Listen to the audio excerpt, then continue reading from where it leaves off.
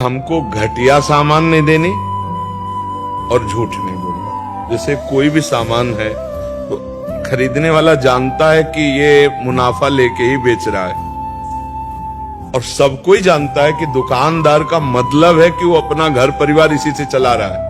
खर्चा है, नौकर का खर्चा है, घर परिवार का खर्चा है, तो इसी बात के लिए गया है। वो ऐसा नहीं कोई जानता है कि बिल्कुल जो खरीद के लाया उसी दाम में दे देगा। तो जैसे कुछ लोग इसे झूठ बोलते हैं कि भाई हम आपके लिए कह रहे हैं, बिल्कुल नहीं बच रहा है, ऐसे बोलते लोग, कसम से बिल्कुल नहीं बच रहा। ये सब नाटकबाजी करने।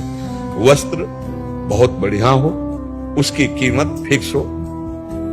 जैसे कोई कहे 130 का उधर मिल रहा था, आप 160 का दे रहे हो, हम यही 160 का देंगे। 130 का मिल रहा है, आदर से आप ले लीजिए जाके, 5 पैसे कम नहीं।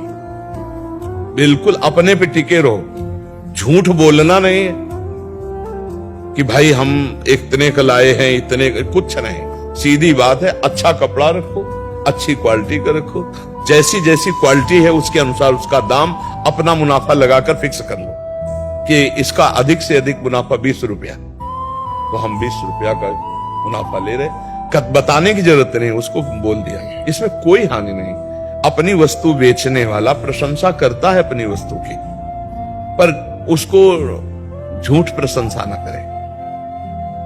जितनी क्वालिटी का है, जितने दाम का है, उससे हम प्लस करके अपना मुनाफा करके बेच रहे हैं, उसी के हिसाब से प्रशंसा कर रहे हैं। अब घटिया माल को अच्छा माल बता करके हमें नहीं देना है। ये 40 रुपया मीटर का, ये 180 रुपया मीटर का है, इससे कई गुना बढ़कर इसका सूत मजबूत है, ये इससे कमजोर है, तभी 40 रुपया मीटर है, तभी 180 रुपया। बिल्कुल झूठ का। तुम सत्य में फिक्स दाम पर अच्छी वस्तुएं दो, जो अच्छे लोग हैं वो समझ जाएंगे इस दुकान में मूल भाव होने वाली बात नहीं, यहाँ फिक्स अपने आप। और सबसे बढ़िया बात है कि धर्म से यदि आपको 500 रुपया मिल रहे हैं तो आपको सुख शांति मिलेगी, आपके परिवार में दिमाग की उलझने नहीं रहेगी, दिमाग से स्वस्थ रहेंगे।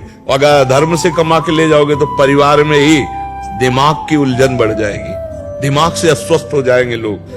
अस्वस्थ दिमाग का मतलब भाई भाई में लड़ाई, पति पत्नी में लड़ाई, माता पिता के प्रति अभद्र व्यवहार, ये सब दिमाग के बीमार लोग हैं। जरा जरा सी बात में छोटा भाई बड़े भाई को मार रहा है, बड़ा भाई छोटे भाई को मार रहा है, ये सब दिमाग के बीमार है।